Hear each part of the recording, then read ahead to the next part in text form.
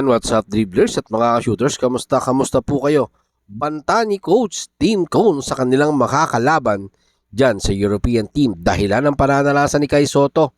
Tatalakayin at pag-uusapan po natin yan sa video ito matapos po tayong magbabalik at matapos po tayong maglambing ng isang like, share, comment down below, and don't forget to subscribe and hit that notification bell button para updated po tayo sa ating mga video. Ito nga po ang banta ni Coach Tim Cone sa kanilang makakalaban sa mga European team dahilan ng pananalasa ng kanyang sentro na si Kai Sotto. Simula po noong February 10 hanggang March 24, 8 sunod na magandang laro ang kanyang ipinakita sa kanyang koponan na Yokohama. Palagi pong double digit performance ang kanyang naitala. At ang maganda pa doon mga ka-shooters, nakapagtala din po ang kanyang koponan ng 5 panalo sa 8 sunod na laro. Kaya naman ito ang naging pananaw ni Gilas Pilipinas head coach, Coach Tim Cone sa pinakitang performance ng kanyang sentro na si Kai Sotto dyan po sa Japan P-League sa Yokohama. Narito po si Coach Tim Cone sa ulat ni Katrina Alba ng One Sports. Sa tingin ko, magandang ipinapakitang performance ni Kai Sotto ngayon dahil malusog siya ngayon. Nung nakaraang FIBA World Cup, may issue si Kai Sotto sa kanyang back injury. Yon ang dahilan kung bakit siya nalimitahan ng mga minuto. At ngayon nga daw sabi ni Coach Tim Cone na malusog na si Kai Sotto ay mataas na ang kanyang kumpiyansa dahil wala na nga po siyang iniindyang injury. At yung nga pong mga laro nga daw po nila dito sa FIBA Asia Cup Qualifying Tournament ay nabigyan ng magandang minuto.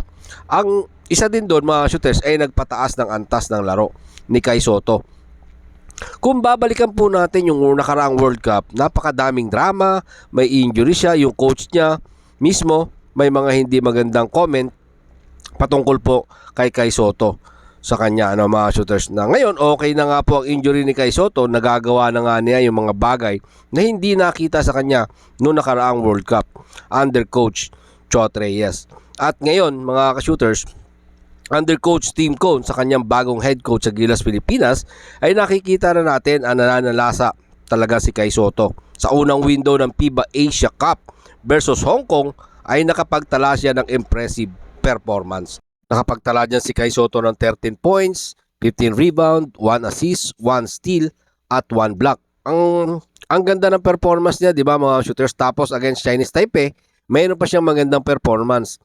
Then dahil nakapagtala din si Kai Sotto ng 18 points, 10 rebounds, 5 assists at 3 block.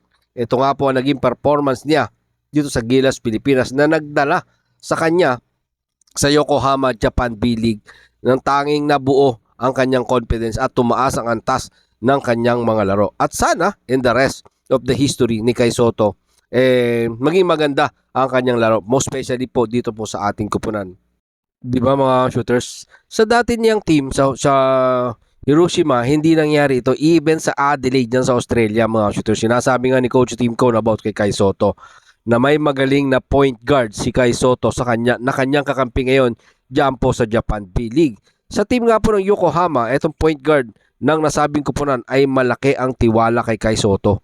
Sa mga gandang performance ni Kai Sotto ngayon, malaki po yung ambag na ito pong kanyang point guard.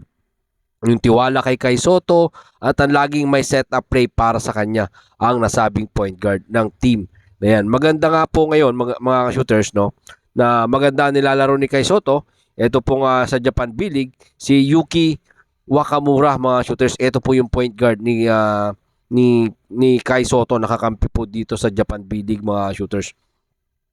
So ang matinding sinabi ni Coach Tim Cone na makakatapat nilang European team sa papalapit na Olympic Qualifying Tournament dyan po sa Riga, Latvia. Ito po ang ulat ni Katrina Alba sa One Sports. Sa tingin ko, mas mahusay ang kanyang magiging performance habang nagiging mahusay ang kanyang laro ni Kai Sotto. Magiging malaking sandata ito ng ating pambansang kupunan na Gilas Pilipinas. Sabi pa nga po ng multi-awarded tactician at Gilas Pilipinas head coach na si Coach Tim Cone na alam kong bibigyan na ng importansya ito pong si Kai Sotto ng European team. Kung hindi man daw po nila bibigyan ng importansya si Kai Sotto, baka nagkakamali nga po sila dito po sa papalapit na Olympic qualifying tournament this coming July. Well, tama naman si Coach Tim Cone mga shooters kasi malaking banta nga po si Kai Soto na makakatapat ng ating pambansang koponan na Gilas Pilipinas. Ang ating pong aabangan dito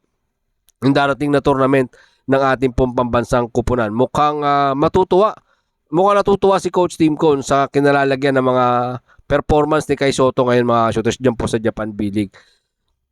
Sa bandang huli, mga shooters, ito pong ating pambansang koponan na Gilas Pilipinas ang magtatamasa ng magandang laro ni Kai Soto at madaming pahihirapan ng Gilas Pilipinas dyan po sa Olympic qualifying tournament at sa lahat ng basketball competition. Kaya naman mga shooters, kabang-abang po talaga ito pong ating Gilas Pilipinas na kasama ni Coach Tim Cone at siyempre kasama ang 7'3" center na si Kai Soto. Marami pong salamat sa inyong panonood. Ano man po ang inyong maging opinion, question, pag-usapan po natin yan dyan sa comment section. Ingat and God bless everyone. Adjourn!